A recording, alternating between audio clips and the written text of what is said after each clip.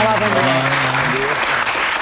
Pode-se dizer, ainda hoje, bom dia, apesar de, tal como a Fátima disse há pouco, a Serenela Andrade, andarmos desmoralizados, tristes e até revoltados?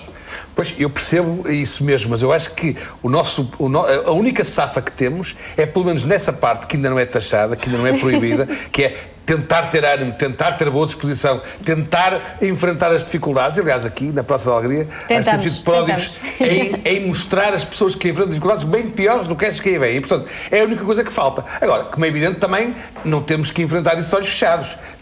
Temos que ser críticos, temos que perceber porque é que as coisas acontecem e temos que tirar as nossas conclusões. Mas se, para além das dificuldades que vamos ter, e já aqui tínhamos falado que 2012 ia ser um ano terrível, portanto não é surpresa para ninguém, mas que agora começámos a ganhar consciência de quão terrível ele vai ser. Além disso, ainda nos deixámos ir abaixo, perdemos o ânimo, deixámos de rir, deixámos de nos divertir mesmo. Eu conheço muita gente, nós aqui vimos muitos exemplos na nossa alegria de gente que mesmo sem nada consegue ser feliz, tentar ser feliz, luta pela felicidade, consegue rir. É evidente que, eu vou dizer que nós devemos, todos que estamos a pagar mais, devemos andar a ficar muito contentes com isso. Não. Mas, caramba, pela nossa saúde, acho que devemos encontrar ânimo e força para resistir a isto e para trabalhar, porque também estamos a pedir para trabalhar mais, porque é preciso trabalhar mais para podermos voltar a ter o nível de vida como tínhamos antes. Agora, claro que isso Deus dado, com certeza também aqui fará as suas críticas e que acho que têm que ser feitas também, claro. Manel, eu não sei exatamente se nós temos que trabalhar mais ou se tínhamos que trabalhar melhor, mas isso também o Daniel pode nos ajudar. Claro. Daniel, eram números aguardados, talvez não tão duros a ponto de mexer tanto na carteira, principalmente dos funcionários públicos, mas isto vai atingir a sociedade transversalmente. Atinge transversalmente por duas razões. Eu acho que, pegando apenas na ideia do Manel, a nossa geração, as pessoas que estão aqui neste estúdio e que estão em casa, a maioria delas não viveu a Segunda Guerra Mundial, ou viveu enquanto criança e de uma forma muito indireta. Já houve muita fome em Portugal. Pessoas que passaram as guerras têm a consciência de que, por muito difícil que seja este período, não tem comparação com aquilo que já se viveu alguma vez. E, portanto, nós vimos uma época em que tivemos, graças a Deus, conforto, e neste momento estamos a perdê-lo. E é preciso, se quiserem uma imagem, cada pessoa podia pôr à mesinha de cabeceira a fotografia de um chinês, ou um indiano, ou de uma pessoa da Indonésia, ter consciência que aquilo que nós estamos a perder aqui, eles estão a ganhar. E não é por mal, é por bem. É porque são pessoas que viviam completamente na miséria e aquilo que nós estamos a assistir é uma transferência de riqueza da Europa e dos Estados Unidos para outros pontos do mundo. Muitas vezes nós, com os sindicatos, vemos os sindicatos a queixarem-se da pobreza com que se atira aos trabalhadores portugueses, mas a verdade é que essa pobreza está a beneficiar trabalhadores do outro lado. Portanto, só para termos este ponto, a vida é feita de equilíbrios. Não pode haver um equilíbrio? Sim, isso é o que eles acham que têm ainda muito pouco. Nós é que não temos a consciência de que nós ainda somos os favorecidos, porque apesar de tudo ainda temos um mínimo patamar para viver. Não quer dizer que isto não se esteja a agravar cada vez mais. Agora, a tua questão é difícil de responder. Isto poderia ser pior, estávamos à espera. Eu acho que poderia, mas é preciso ter este ponto. As pessoas que vão ser afetadas pelos cortes no subsídio de Natal e de férias, sejam os pensionistas, sejam os trabalhadores da função pública, vão ficar mal, mas mesmo assim não tão mal quanto as pessoas da economia privada que vão perder o emprego pela falta de consumo dessas mesmas pessoas que vão perder o subsídio de Natal e o subsídio de férias. Porque o que se passa é que quando o Estado absorve aquele dinheiro todo que era entregue às pessoas para elas viverem, comprarem umas calças, comprarem um carro, ou comprarem maçãs, e esse dinheiro deixa de entrar no merceeiro. O merceeiro qualquer dia fecha. E, portanto, é este ciclo. É neste ponto apenas que eu acho que o Governo não está a calibrar bem as coisas. Não há alternativa a cumprirmos com a Troika, porque são eles que nos estão a emprestar dinheiro para pagar as pensões. É que se o dinheiro não vier, as pessoas, eu acho que não têm ideia que o que está a acontecer é o seguinte: nós estamos a cumprir para que haja dinheiro para pagar as pensões. Para pagar e diz assim, ok, mas não há dinheiro para pagar o subsídio de Natal, o subsídio de férias, tragédia. Não é tragédia, porque ainda há dinheiro para pagar as pensões. Tragédia era não haver dinheiro para pagar as pensões todos os meses. E, portanto, este dinheiro que Portugal não gera está a vir de fora permanentemente. O que a Troika fez foi dizer assim: peguem lá 66 mil milhões para aguentar durante 2 anos ou 3 as contas que vocês têm para pagar aos funcionários públicos, ao Estado, no essencial é disto que estamos a discutir, porque de outra maneira vocês não têm quem vos empreste dinheiro lá fora. Nós não temos ideia de que a nossa dívida externa pública é igual a 100% do PIB. As pessoas não percebem o que é 100% do PIB, mas eu explico de uma forma muito rápida. Tudo o que se produz em Portugal, de 1 de janeiro a 31 de dezembro. O nosso déficit é igual a isto. Se nós quiséssemos pagar esta dívida de 100% do PIB... Íamos estar um ano a trabalhar sem receber. Exatamente. Como nós não somos capazes de num ano inteiro, economia privada e pública, dar o dinheiro lá para fora, que morríamos à fome ao dia 2 de janeiro ou 3, isto significa que nós, para pagar essa dívida, 100% do PIB, nós tínhamos que todos os anos, entre o que recebemos e o que gastamos, tínhamos que estar a zero. Ok? E aí não fazíamos mais dívida. Mas como nós temos sempre déficit, nós continuamos todos os anos a aumentar a dívida. Nós não estamos a diminuir a dívida. Nós continuamos a aumentar a dívida. É preciso que as pessoas tenham consciência disso. Nós não temos nenhum orçamento de Estado feito até hoje em Portugal que tivesse 0% de déficit. Déficit é a diferença entre o que gastamos e o que recebemos. Para nós pagarmos a dívida, nós tínhamos que gastar menos do que o que recebemos. E se nós gastássemos menos do que o que recebêssemos, ou seja, tivéssemos um superávit, que é o contrário da déficit, de 3%, nós íamos precisar de mais, penso, quase 50 anos para pagar o que devemos. A gastar menos do que o que recebemos, porque vendemos ao exterior, porque exportamos mais, porque gastamos menos no Estado. Portanto, o cenário que nós temos à frente, se fosse em teoria para pagar a dívida, atenção, portugueses, a dívida não é para pagar, é para ir disfarçando. É só disto que estamos a falar. Ok? Para ir disfarçando, nós temos que pelo menos pôr as coisas mais ou menos em ordem. Como é que se põe as coisas mais ou menos em ordem? De duas maneiras. Ou se corta nas despesas ou se aumenta-se as receitas. Como é que se aumenta as receitas? Já que já percebemos, para cortar as despesas, as pessoas sofrem. Portanto, é preciso que as empresas exportem mais. Como é que se faz isso para exportar? Eu chamo a atenção de um ponto, sem querer ser demagógico, curioso, e só para te passar a bola novamente. Sim. Nós tivemos, entre todos os primeiros ministros da nossa democracia, à exceção de Pinto Balsemão... A partir de 74. Sim. Nenhum deles criou uma empresa ou um emprego. São pessoas qualificadíssimas para gerir Portugal, mas nem Cavaco criou empresas, nem Guterres criou empresas, nem Santana Lopes, nem Sócrates, nem Drão Barroso. Ou seja, nem Mário Soares. Como é que... Mário Soares está. Como é que tem um colégio. Sim. Enfim, num setor muito específico. Como é que nós conseguimos pôr, de repente, Portugal a crescer e a criar empresas se as nossas melhores pessoas não são capazes de o fazer? E é este o ponto fundamental. Eu ontem passei o dia em Lisboa, num Congresso Portugal Exportador. Sim. Pá, com portugueses que sofrem para ir lá para fora vender os produtos e que levam na cara, no sentido em que vão e perdem negócios de Brasil, e olha-se para aquelas caras e vêem-se rugas e sofrimento por trás do êxito, que depois é parecer, ok, nós fizemos uma fábrica em Marrocos, nós estamos na Turquia, ou coisas desse estilo. E esta capacidade de dizer aos portugueses, nós temos que nos salvar de alguma maneira, que tem que ficar na cabeça das pessoas.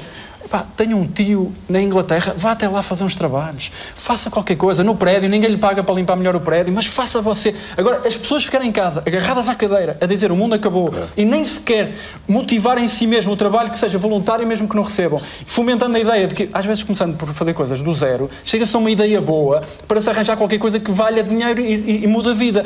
A questão essencial é preciso não parar a ideia de fazer qualquer coisa, e dessa maneira eu acho que nós talvez tenhamos daqui. Eu tenho muitas perguntas para te colocar a ti particularmente, Daniel, ao Manel também, mas mais a ti. Mas, em primeiro lugar, gostava que todos percebessem, em casa também, o que é, afinal de contas, um orçamento e para que é que serve. E nós preparamos um trabalho. Todos os anos a discussão repete-se. Esteja quem estiver no poder, mais ou menos por volta do outono, é preciso definir um novo orçamento de Estado para mais um ano. A tarefa não é fácil e exige negociações e um jogo de cedências entre os vários partidos com assento parlamentar. O certo é que se trata de um trabalho de especial importância nos tempos que vivemos. Agora, apesar de tanto burburinho, os portugueses saberão realmente do que estamos a falar? Sabe o que é o Orçamento do Estado? Eu não, eu nem sei. Mas não costuma ouvir falar dele nos telejornais? Não, eu não deito muito sentido a isso. Eu gosto de ver as notícias, as coisas mais graves, mas a ver isso eu não deito muito sentido a isso. Pergunta bem. Eu acho tem a ver com as despesas públicas. Eu penso que é isso, não... Sei. O que é? O Orçamento do Estado, digamos, é um documento onde estão os compromissos dos vários ministérios daquilo que podem e não podem gastar em termos do que está previsto, em termos do orçamento global para o país, digamos assim. Como gastar o dinheiro que têm? Sim, de alguma forma. Eu entendo pelo Orçamento de Estado que tem a ver com o Fundo Monetário, que é aprovado no Parlamento para depois os vários sistemas, que vai desde a educação, a saúde, a justiça, pelos vários ministérios. Isso é muito complicado. Mas complicado porquê? Porque é uma questão muito complicada, tem muitas nuances, mas no fundo é o plano do Estado para resolver e para gerir o dinheiro que está disponível, as receitas. Gerir o dinheiro das receitas, de tudo o que é necessário a nível governamental. Tem consciência da importância de um orçamento e da definição do orçamento? Tenho a consciência da importância do orçamento, mas acho que as medidas vão ser muito severas e não nos espera nada de bom para aquilo que eles fazem. O que está em jogo não é muito diferente daquilo que todos nós fazemos ao fim de um mês. Há um orçamento a gerir, normalmente um ordenado ou uma pensão, que deve chegar para fazer face às despesas, contas e necessidades do costume. Todos os anos, os governos fazem o mesmo exercício, mas à escala de um país.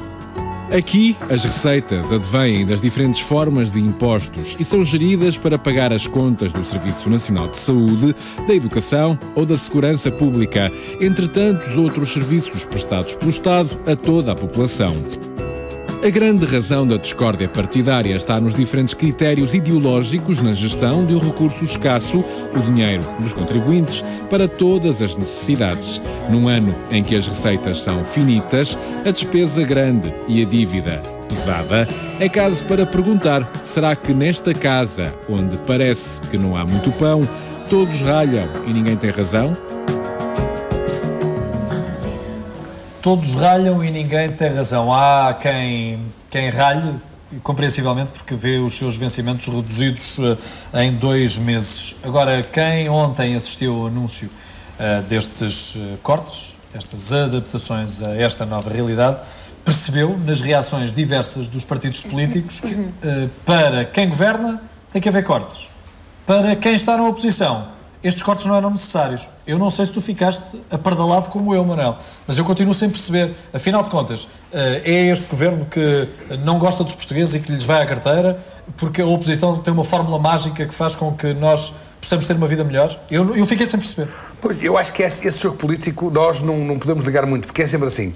Já há um ano atrás, quando a pessoa era ao contrário, havia o governo do Sócrates que queria fazer cortes e havia a oposição que achava que os cortes não podiam ser feitos ou tinham que ser feitos de outra maneira, e agora isso no fundo faz parte de ser a oposição, tinham que ser feitos com o Daniel. Eu assino por baixo tudo aquilo que o Daniel disse aqui, e é um bocado essa ideia de que durante muitos anos vivemos acima das nossas possibilidades. Tivemos estradas a mais, tivemos hospitais melhores, enfim, uma qualidade superior àquela que é possível, enfim, todo o nosso, até fundações da cultura que também, que se calhar não podíamos gastar tanto dinheiro assim, não podíamos ter tanto luxo nessa área. Portanto, o país todo, o país público e o país privado viveu acima das suas possibilidades. Mas eu também gostava de separar aqui 2 planos. Há o plano dos políticos, e no plano dos políticos, que é eles é que percebem, eles é que têm de tratar, há aqui umas contas a estar também com a União Europeia, porque eu também aí, sem, obviamente, achar bem que se copiasse o mau exemplo dos gregos, mas a União Europeia também tem culpas aqui no cartório, porque a União Europeia também, no fundo, é como aqueles bancos que estão sempre a emprestar, veem que a pessoa não tem e continuam a emprestar enquanto lhes dá jeito. E depois, de repente, um dia acordam, onde é que está o meu dinheiro, tens de pagar tudo uma vez. Até porque nem toda a Europa está em déficit. Exato, nem toda a Europa está em déficit. E não é só isso, quer dizer, e repare, nós também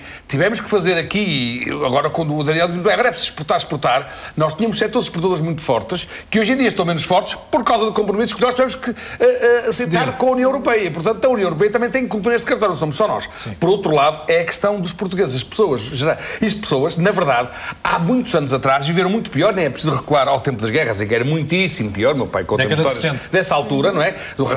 Mas eu já sou do tempo em que houve racionamento de gasolina, em que houve racionamento de alguns bens essenciais. Na década de 70, exatamente. E é evidente que se pudermos todos ver muito melhor, muito bem, mas a mensagem é um bocado essa que ele também deixou, é assim, as pessoas não podem desistir de ser felizes, porque pior está como estão alguns que nos entram hoje em dia por meios e por imagens em que morrem, que têm catástrofes, em que têm doenças. Muito pior são aqueles que tiveram muito menos ainda, quer dizer, os que não têm trabalho.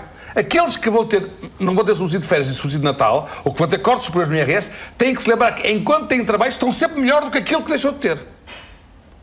E que não sabe quando é que vai voltar a ter. Portanto, nós todos temos que ter um esforço. Aqueles que têm trabalho têm que também trabalhar mais para melhorar a situação, mas para melhorar a situação do país no seu conjunto. Porque isto de dizer que são os funcionários públicos só que vão sofrer é mentira. Toda a gente vai sofrer, mesmo que aparentemente o subsídio de férias, o subsídio de Natal, neste momento, recaiam e sejam um corte Daniel direto. já o adiantou. Exatamente. Sem o dinheiro para gastar, não há. Toda a gente vai sofrer. Economia Toda a mexer, gente vai sofrer. E não é só isso, é que eu há bocado acabei por não dizer isso exatamente, e tu pegaste bem. A questão dos funcionários públicos tem o corte. Na economia privada, há gente que vai perder o emprego, não perde o subsídio natal de férias, perde o emprego mesmo. E ao perder o emprego, perde uma boa parte da sua vida. E é aí neste ponto que eu discordo um bocadinho da política do que ontem Passos Coelho disse. Porque eu acho que, apesar de tudo, o Governo tinha a obrigação de compreender que a vida não é um laboratório. E 2012 não pode ser o ano em que fazemos uma espécie de pomos isto a zero a toda a força e que recomeçamos de novo a 2013. Por uma razão simples. Quando as empresas vão à falência, elas não ressurgem por milagre em 2013. As pessoas foram para o outro lado, foram-se embora. E é nesse sentido que eu acho que é demasiado drástico fazer recair tudo sobre 2012 como se limpássemos tudo e em 2013, que não é verdade, isto não é verdade, e depois em 2013 ressurgíssemos já com outra cara. Eu acho que era preferível termos o cuidado de ter piores números de déficit, é disto que estamos a falar, ou seja, em vez do déficit ser 4,6 como o Governo quer atingir, deixá-lo, por exemplo, eventualmente nos 5,5 ou até nos 6, negociar com a Troika, porque esse é o ponto, renegociar tempo com a Troika. Eu tenho escrito isso há muito tempo, Ferreira Leite disse isso anteontem, Soares tem dito isso, é preciso renegociar tempo, porque há coisas que morrem, é a mesma coisa que Portugal é uma espécie de pessoa que tem um cancro e chega-se à beira dele e diz-lhe assim, você vai levar um medicamento tão forte que tem duas hipóteses, ou vive e fica extraordinário ou morre, sendo que as probabilidades de morrer são de 90%. A pessoa depois de morrer em 2013 estava espetacular para viver, com melhores sítios, o sol, tudo o que lhe fazia bem, só que não está cá. E é o problema das empresas e da economia. Depois de estourar tanto em 2012, como é que ela retoma em 2013? Eu tenho defendido um bocadinho que a União Europeia é um bocadinho um jogo perverso, tem dinheiro para dar-nos para fazer incentivos à economia. E nós não podemos pegar nesse dinheiro para pagar a dívida, porque as leis da União Europeia não o permitem. É um bocadinho também a imagem da pessoa que tem um cancro e diz-lhe assim, você tem uma dívida na farmácia, mas precisava de um bom medicamento. Eu vou-lhe emprestar o dinheiro, não para você pagar a dívida à farmácia, mas em vez de lhe dar um medicamento para curá-lo, vou-lhe dar vitaminas. Porque os incentivos são vitaminas a uma pessoa que tem cancro. Não, ela precisava de um medicamento para a curar do cancro. Ou seja, e se eu não tenho dinheiro para comprar um medicamento, eu devia, em vez de pegar no dinheiro das vitaminas, pagar o medicamento para a doença. E, portanto, é nesse sentido... Daniel, isso é tudo verdade. Mas coloquemos-nos na posição de quem empresta. Certo. Ora, se nós estamos permanentemente em déficit, se dizes desde que, a partir de 1974, os nossos orçamentos são sempre deficitários... Certo. Como é que isto se resolve? Não, quem é que tem credibilidade para pedir o dinheiro para Jorge? Mas olha, mesmo a Troika, mesmo eles sabem uma coisa, não é possível pagar o empréstimo se não houver empresas. Claro. Não, exatamente, claro. E é verdade. E eu acho que eu, nesse aspecto, estou um bocadinho mais otimista. O Daniel é um pessimista de sempre. Eu sou mais otimista, o que é que eu vou achar? Isto que ele está a dizer, mais ou menos, eu concordo 100%. Agora, eu acho é que, mais uma vez, isto é o jogo da política, o que vai acontecer é, eles ameaçaram-nos com chicote, com pedras, com armas. A seguir, alto que vão morrer todos. E vão dizer, alto, se calhar é melhor, então tiram-se as armas. Ou então, ok, nós vamos disparar, mas tomem lá aqui um colete antibalas. Portanto, e eu acho que, para as empresas e para as pessoas também, vão surgir, a seguir a este pacote forte, quando eles virem aquilo em que se vão meter, quando virem este governo, é o Estado, quando o Estado vir, aquilo em que se vai meter, se levar estas medidas à risca para toda a gente, vai ter que a seguir atacar pelo outro lado, com a tal medicamento, dizer, bem, agora vamos dar aqui um bocado de vitaminas, senão isto morremos todos. Quer dizer, e é que nós se morrermos, repara, também não pagamos. Costuma-se dizer assim, a melhor forma de extinguir uma dívida é a morte do credor. A morte do devedor. Quando o devedor morre, já não tem que pagar. Acabou. Os herdeiros pagarão ou não. Podemos suspeitar que há aqui uma gestão da agenda política? Eu não vejo assim. Eu dou-te um exemplo muito prático do que é política. Medida para reduzir os subsídios de férias e Natal aos funcionários públicos. Isto é justo ou injusto? Há duas maneiras de ver o problema. É assim, como se divide o mal por todos, parece justo. Mas as pessoas que trabalham realmente, que são melhores que as outras, que se esforçam imenso e que vêm sempre recair sobre si, os cortes, à custa de gente que está lá a mais e que não devia estar, pensa, é injusto. O problema central deste corte nos subsídios de Natal e férias é despedir pessoas. Para não despedir pessoas. Devia-se ou não se devia despedir pessoas na função pública? Fala-se em 100 mil, não é? Ok, mas é esta resposta que eu acho que a CGTP nunca dá. e alguns sindicatos. Atenção, é que nunca tomam... Foi diretor de uma revista que tinha como lema despeça-se já. Atenção. E cria a sua empresa. Como é que se olha para isto de frente? Aceita-se que saiam pessoas a mais ou corta-se a todos? O que é justo? Eu acho que os sindicatos deviam dizer o que é que preferem.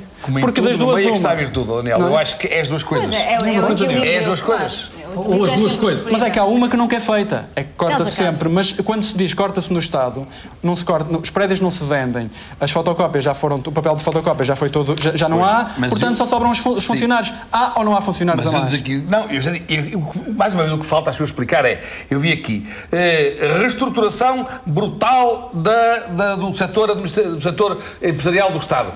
Mas isto dito assim, o corte que os funcionários públicos vão sofrer e as limitações que os outros privados, a gente já sabe. Isto o que é? A gente não percebe. Eu quero acreditar que isto venha a ter efeito, mas lá está, quando se comunica uma coisa, a outra fica assim no ar, um bocadinho no ar. O que é esse corte radical, essa reestruturação brutal do aparelho do Estado, que é que toda a gente anda a dizer? Há muito tempo que é preciso fazer, não é? Mas sendo que tudo isto aponta para o mesmo caminho, que é mais desempregados.